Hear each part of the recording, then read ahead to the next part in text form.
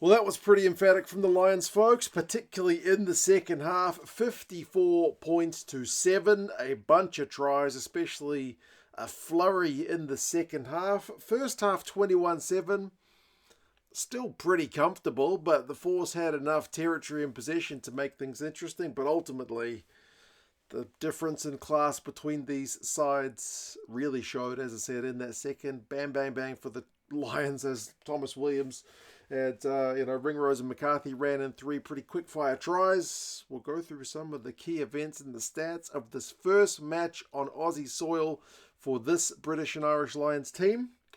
Then I'm going to go to bed, and you guys can let me know your thoughts on how this one went. Flying start. Absolutely flying. Dan Sheehan, minute and 30 seconds in, gets the first try on the board. And the Lions were looking to play quick, and they were still doing the offload game they were doing against Argentina a week before. Last week, maybe some of those 50-50 passes didn't quite stick. Ended up in Argentinian hands, ended up getting knocked on. I feel like a lot more of them stuck this week, but it was early pressure from the Lions. Finn Russell getting the ball wide, and then finally even wider with a crossfield kick over to Sheehan, who has a little kind of 1-2 moment with James Lowe. Try time for the Lions early, flying start 7 points to 0. However, interestingly for the game, the Force went and hit straight back, and Dylan Peach, probably the best Western Force player on the field, certainly one of the guys who's in the line for potential call-up for that Wallabies. Well, he's in the squad for the Wallabies.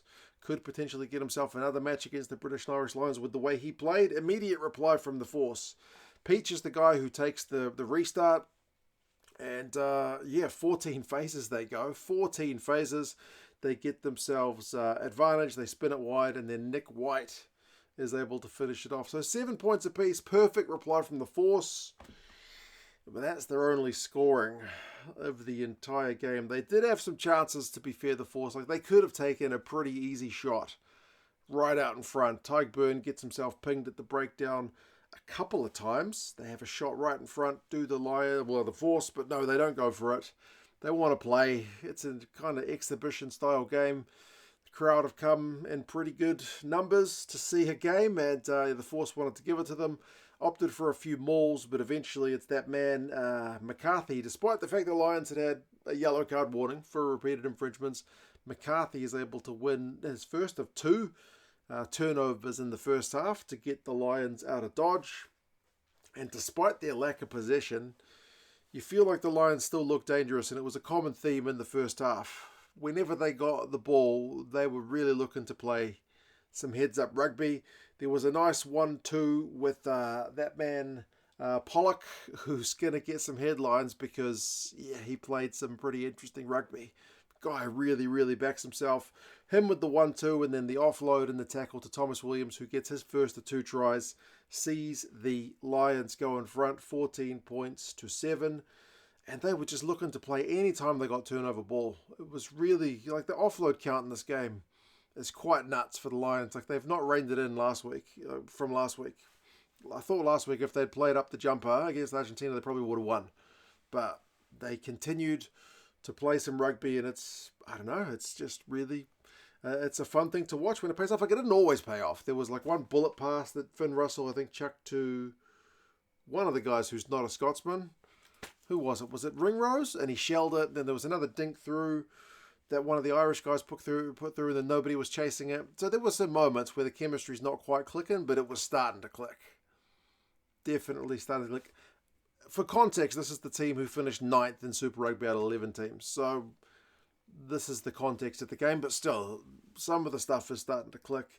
Sam Carter conceded a penalty for the Force, just getting himself offside at the breakdown led directly to a try. Finn Russell, again, the Force maybe a bit caught napping, and the Lions just looking to play at pace. Force are well expecting the Lions to shoot for touch. Finn Russell, quick tap and go on the other side of the field, goes right. He goes close himself, pops it to Elliot Daly. He gets his first of 2 tries as well. So 21-7 is what we go into at the Sheds. Pollock did get a yellow card before that. Could have been Byrne as well, because as soon as they called the advantage for Pollock's penalty at the breakdown, Byrne just went and he just went and killed the ball immediately, not letting the Force guys play with the advantage. But it's Pollock who cops the yellow, but the Force get held up before halftime, so can't make anything of that start of the yellow card period. So 21-7 as they go into the sheds. The Force have had 61% territory, 59% possession, but are 2 tries behind. And the Force have had fewer run meters. It's the Lions, 293 to 266. So doing more with less are the Lions. Like I said, they look dangerous. And then they just continued it in the second half. Despite the yellow card, they go coast to coast from their own 22. McCarthy, Big Joe McCarthy, the big lump of a man. He's not looking to just run it up the guts so they can set up a box click and clear from their own 22. He shovels the ball right. They get it to Hansen, who's everywhere in this game. James Lowe is well off his wing. Big line break. Him and Thomas Williams play a wee 1-2, and then Thomas Williams is able to dot it down in the corner for another try. He hurts his hamstring seemingly in the process of scoring the try, which is pretty brutal. Hopefully it's nothing more than just a wee strain, because he was playing all right, was Thomas Williams. He certainly goes off, and like the Lions guys were just running for this. Like Tyke Byrne is running a great kind of blocking line legally. He's in a perfectly onside position. Running just a slight support line for a player, but making it difficult for the Force guys to get in and make a tackle. Perfect stuff. And well into the start of the second half, so you could forgive the guy for just wanting to let the backs do the work. Still keeps going with that big engine of his. And to be fair, he gets a break for it as well, because not only does Thomas Williams go off with the injury, but Farrell pulls the trigger on Scubin to go off, Furlong to go off, Cummings to go off, Byrne goes off as well. So yeah, he's getting the guys some minutes, and Furlong was one of the guys I was keeping an eye on. Didn't seem to have any limps or issues throughout his run, which is very pleasing for a guy who hasn't played that much rugby consistently in recent times. Then that try to Thomas Williams in the second half, I feel like really starts to open the floodgates. There's a really nice 3-on-2 that the Lions are able to generate pretty easily. Russell, Tuipulotu, Hansen all combine to send Ringrose over to make it 33-7. And then Pollock, the chip and regather. Goodness me, audacious, confident, whatever word you want to use. It was pretty slick. And he goes close. They get it wide. Josh van der Pleer with the wide pass to McCarthy, 40 points to 7. That's the 40-point mark up, but they still wanted more.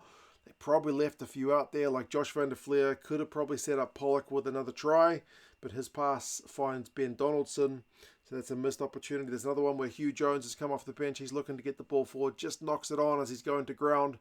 If a few of these moments stick, the Lions are probably running in more points. They did get a couple more, though. More possession led to points towards the end of the game. Change of direction from a ruck when it looked like they were going left, but there was numbers to the right. Marcus Smith, and then who was it that got there? There was Daly second, and then 80 minutes, Force wanting to get one last try. Phase after phase, the Lions defence holds, and then again, turnover ball. Tuipulotu puts Hansen into a nice gap, and then it's the support pass to Mitchell, 54-7. Yep, that's a pretty emphatic scoreline. I looked through the Super Rugby results the Western Force had this year. They did get 54 points or 50 plus points put on them a few times this year, but they tended to score more than 7. So margin wise, this is a pretty emphatic result, especially for a Lions side, which is, for a lot of these guys playing their first kind of games together, and many of them their first time in this Lions jersey. Stats-wise, the possession was a lot more even in the second half. Overall, the Force have more possession, 55%, because of those first half numbers. The territory, the Lions had 61% in the second, because, it was a lot more evened out compared to what it was in the first half. Offloads, 23-7. That's what I'm talking about they're not playing conservative rugby, this Andy Farrell Lions side thus far. Clean breaks, 12-8 to the Lions. Run meters, 683, 428 to the Lions. Their line out was improved. The Lions, I think they only had one go awry. There was one that was a bit scrappy, but largely pretty improved. So a lot of positives coming out of this one. Josh van der Pleer not doing the scorers any trouble in terms of getting on the board, but 23 tackle attempts, 22 made. That's a pretty good effort. Mac Hansen everywhere, 12 carries, 83 metres. Pollock, 74 metres, 4 defenders beaten. Hansen set up a couple of tries as well. Daly bagged a couple of tries. Thomas Williams bagged a couple of tries, put in a bunch of box kicks and whatnot. So, yeah. Peach, as I said, 9 defenders beaten for a losing side. Still looked really sharp. Dylan Peach on the left wing. And Champion de Krebney, 17 out of 18 tackles. One of the better defensive shifts on a 4 side, which got half 100 put on them. So, yeah. Some certainly encouraging signs for the Lions. Thomas Williams' hamstring seems to be the main concern injury-wise. Everyone else seemed to get through unscathed. A lot of new combinations on display, and you feel like still early days, but some of the stuff started to click. They've still got more games against the Super Rugby teams. Some of them, or all of them, who finished higher than the Force in the standings. So in theory, things get a wee bit tougher from here on out, but we'll see how many Wallabies players are released and whatnot. But yeah, pretty good result all for the Lions. And yeah, Force probably needed some more points, especially in that first half, but they certainly gave it a good crack, especially in the first 40. You guys let us know your thoughts on the game. If you want to get this British and Irish Lions jersey, check out the Lions store down in the description. They're always having kind of sales and deals and whatnot on. So if you want to get yourself some gear for the tour, they're an affiliate of the channel. Check them out. Link in the description tells them 2 cents sent you. But yeah, you guys take care, and I'll talk to you guys again soon. See you later.